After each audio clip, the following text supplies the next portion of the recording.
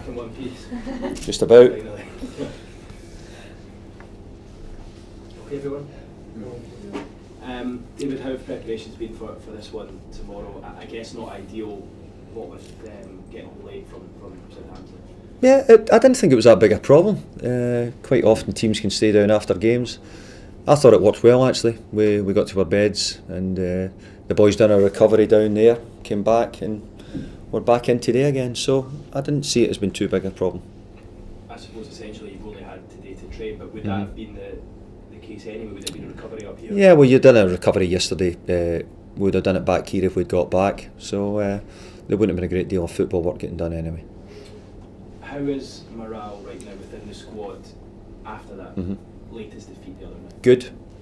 And the reasons why is because we really should have been talking about having a point at West Ham, and we should have been talking about through in the cup as well. So the morale's good. The players are positive because they know that they're playing much better, and they do know that things will change. You know, we've had a real bit of misfortune, I think, in the 2 goals we've lost in the last 2 games. So I think genuinely we can say that, and I do believe that they're improving, the players.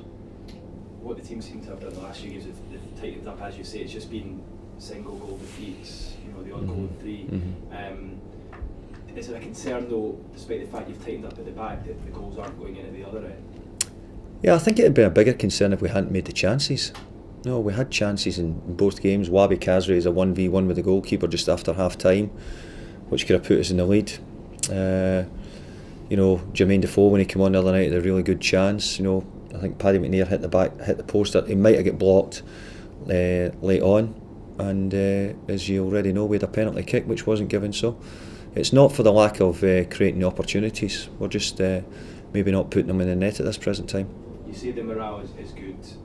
How is the confidence amongst the players? Good, because they know that they've been told they're playing better, and good, they feel they're doing better. Okay, the results are not showing that, but as I said, we could easily be sitting here today changed with a draw at West Ham and a win in the cup, which really, if that had happened, it wouldn't have been out of place. There seems to be so much kind of going against the team right now, sort of one thing after another. Obviously the fact you've not managed to win in the league, you got sent to the stand the other night, and obviously the issues getting home. Are you almost at a stage where the team, you almost need to adopt a siege mentality? Do you feel like everything's against you almost? No, I don't think that. I just think that we've been like that since day one. I've said all along, there's been a siege mentality from day one. We've got to be hard to play against, got to be difficult to make teams come and play at the Stadium of Light. So I think the players, everybody's together. Everybody knows how difficult it's going to be. Hasn't changed from day one when we said that was going to be the situation. I think it's Tuesday you've got to respond to the FA charge.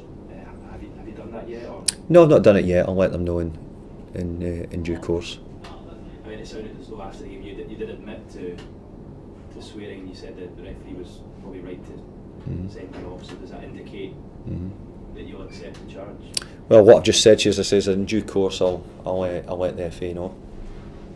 In terms of your squad tomorrow, anyone back? Any back? Not really. Adnan Januzaj's trained yesterday and is going to come in today. So if we thought that he was right, then it might be that I'm able to add him to the squad. I'll need to wait and see. Jason Denayer as well will train today. It may come just too quick for Jason, but apart from that, I think everybody else is as it was. Is Captain Mo a bit longer than you first expected? Well, I saw him out running this morning, so you know, hopefully it means that he's on the way back. I think he's had periods where he's been running and not felt so good after it. I've not yet had the report how he's gone today. Can I ask you about a player who's out on loan just now, Sebastian Coates? I know you've not seen him because I think he was away by the time you arrived. Some reports in Portugal that there's talks over a permanent deal, and that could go through in January to see him move to Lisbon permanently. Is there anything in that? Well, I speak with Martin Bain every day. I've spoke to him just an hour or two ago, and he's never ever relayed anything to me about that. So the answer says I don't know. No.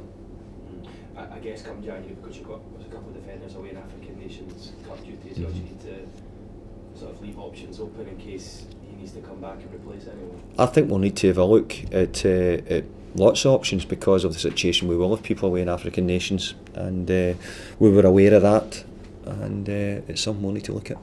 In terms of Arsenal, David, I suppose it doesn't get much tougher the way they play football. Joint top of the table just now. How big a challenge will this be for your team? Incredibly big challenge, but a good one, because it's always good. I always like to play against the top teams. I think it shows you where you have to get to. It shows you the standard you have to be at. But in many ways, maybe there's less pressure on us playing Arsenal than there would be in other games. I don't think many people expect us to get in from the game, so it gives us a chance to try and go and play in that fashion and see if we can get a result. Thank you. David, could you put into words how much it would lift the entire city if you were to beat Arsenal? No, I'd probably be the wrong one to say that, because I'm not from the city. Ask somebody from the city, they'd answer that question better than me. But it would certainly give us in this building all a lift, the people who are in here and the players. So we'll do everything we can to make that happen.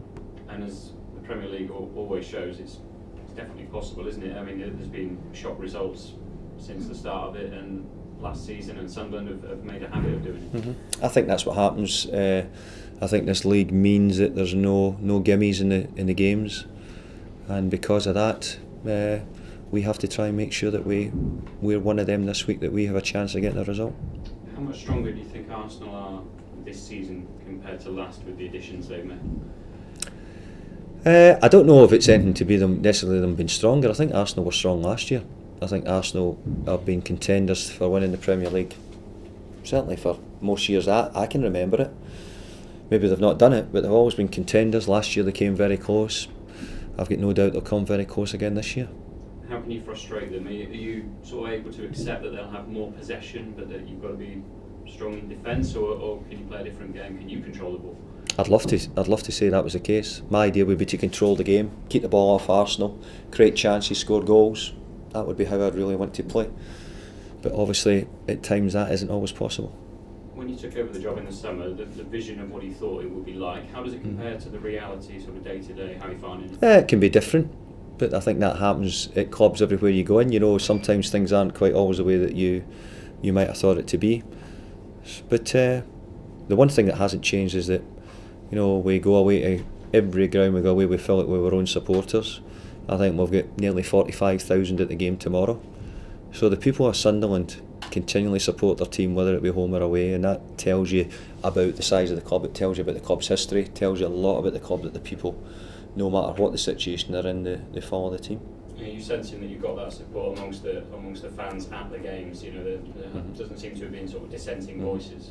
I do, but I'm also saying to you that it shows the signs that the Premier League are very lucky to have a club like Sunderland in it, having 45,000 most games. You mentioned earlier you talk regularly to Martin Bain. In terms of Ellis Shaw, obviously you've had experience of Everton with Bill Kenwright. What's the sort of relationship there? Is it lots of dialogue? Is he talk to you? We speak regular, so we talk and we discuss things. There's a lot of things to change. There's a lot of things which we have to improve on, more so on the field at the moment in time, but there's a lot of other things we'd like to change and do better. So we're working to try and do that. Do you sense patience and stability from him at the moment? I think that's. I think I've never thought anything different. I think the length of the contract he gave me, his words tell you that.